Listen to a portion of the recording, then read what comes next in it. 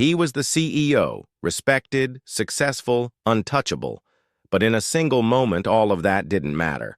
At a crowded airport lounge, a white passenger demanded his seat. Security didn't hesitate. Within seconds, he was forced out, humiliated, in front of everyone. Nobody spoke up, nobody intervened. And yet this wasn't the end, it was just the beginning. What happened next would shock everyone in the room, and it would change the lives of more people than he could have imagined. It had been a long week, but nothing out of the ordinary. Marcus Reynolds, a black CEO known for his sharp mind and relentless work ethic, was used to the pressures of boardrooms and investors. Today, he was headed home after a series of back-to-back meetings in New York City. Despite the chaos of his schedule, he took a moment for himself, checking emails, sipping his coffee, and enjoying the quiet of the VIP lounge at the airport. The lounge was familiar territory, a small oasis where he could unwind before catching his flight. As he settled into his seat, scanning the room, he felt a rare sense of calm. His assistant had reminded him, "Just relax for a few minutes, Marcus. You deserve it." He smiled to himself, thinking about his family waiting at home. But across the lounge, a subtle tension lingered. A man, impatient and entitled, was looking straight at his chair. Marcus didn't notice the stare at first. He didn't know that this simple, everyday moment, sitting in a seat he had every right to occupy, would soon become the scene of a shocking injustice. Something in the way the staff glanced nervously between him and the approaching passenger made him uneasy. A quiet warning, almost imperceptible, that today would not be ordinary. Marcus noticed the footsteps first, slow, deliberate, closing in on him. He looked up, thinking it might be a staff member bringing refreshments, but it was the passenger, pointing directly at him. "That's my seat," the man demanded, voice sharp and cold. Confused, Marcus tried to explain, reminding him politely that the seat had been assigned to him. But the words barely left his mouth before security intervened. Within seconds, Marcus was being asked to stand. His protests were met with dismissive shrugs, averted eyes, and a chilling silence from the staff around him. The VIP lounge, a place where he usually felt safe and respected, had become a stage for humiliation. People whispered, stared, some recording on their phones. His heart raced, and a mix of disbelief and anger surged through him. How could this be happening?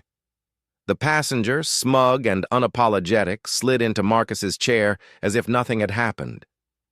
Security gave a perfunctory nod, as though enforcing an unspoken rule that Marcus had no right to object. The scene grew tense. Whispers turned into murmurs of shock, and Marcus felt a wave of isolation wash over him. Every glance seemed to judge him, every smile hidden behind polite indifference. But Marcus was not powerless. He had built an empire, commanded boardrooms, and faced challenges far greater than this. Deep down, he knew that humiliation could be turned into action, but it had to be done carefully.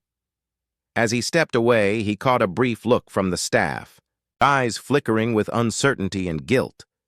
Something was about to shift, and he could feel it in the tension that gripped the room. Then came the moment that would change everything. A subtle signal, almost imperceptible, passed among the staff. A decision was being made, quietly but deliberately. Marcus took a deep breath, steadying himself. The injustice was real, the humiliation raw. But the end of this story was still unwritten.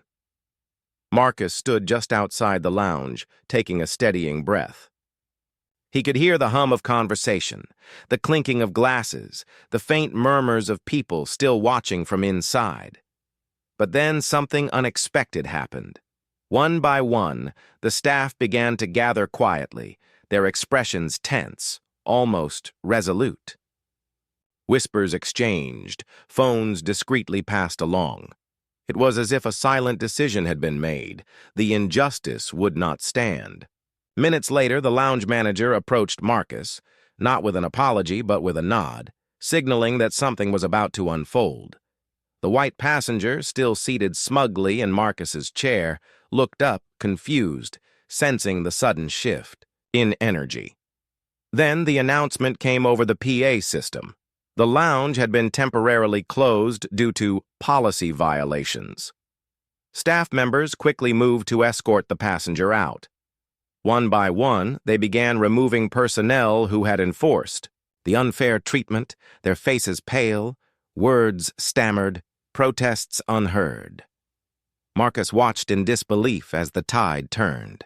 The very people who had participated in his humiliation were now facing consequences, their authority stripped as swiftly as they had tried to strip his dignity. It wasn't revenge, it was accountability, a sudden, undeniable assertion of justice in a world that so often ignored it. In that moment, Marcus realized the truth. Power wasn't about a title or a corner office. It was about resilience, composure, and the courage to stand, even when the odds seemed insurmountable. The humiliation he had endured became a catalyst, a spark that ignited a reckoning no one in that lounge would soon forget. As the doors closed behind the last staff member, the lounge fell silent. Marcus reclaimed his seat, but more than that, he reclaimed the narrative. What had begun as a moment of pure injustice had transformed into a lesson in courage and consequence. Marcus finally sat back in his seat, the weight of the past minutes pressing on him. The humiliation, the injustice, the whispered stares, it all lingered, but now it carried a new meaning. What had started as a moment of vulnerability had ended with accountability and a quiet, undeniable triumph. He thought about the countless people who had faced similar moments, moments where their dignity was questioned simply because of the color of their skin, their name, or their position. Today, the story had ended differently, but the system that allowed such injustice still existed. Marcus knew this was not just his victory. It was a reminder that change often comes in unexpected, even small but powerful ways. As he left the lounge, the murmurs of the staff's consequences followed him, a lesson imprinted on everyone who had witnessed it. Justice had been served, not through anger, but through presence, patience, and unwavering composure. Marcus realized that true power wasn't in the boardroom or the office. It was in standing firm, reclaiming dignity, and letting actions speak louder than words. The story spread quickly, quietly inspiring others to recognize that confronting injustice didn't always require confrontation. It could require strategy, awareness, and persistence. Marcus's moment of humiliation became a catalyst for reflection, sparking conversations about equality, accountability, and respect in places where silence had too often prevailed. And yet the question lingered.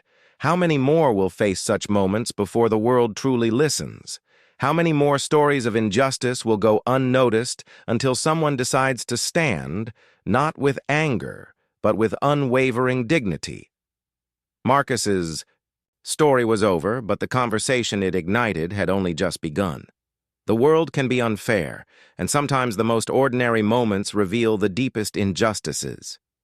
Marcus's story shows us that dignity, patience, and courage can turn humiliation into a powerful lesson, and that standing firm matters, even when the odds seem impossible.